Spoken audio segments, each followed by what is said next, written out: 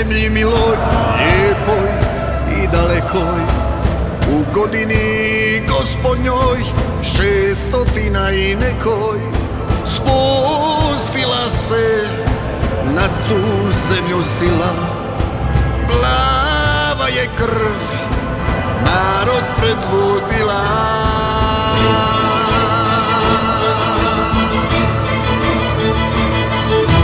Drhti zemlja, kamen puca kroz nebeska vrata.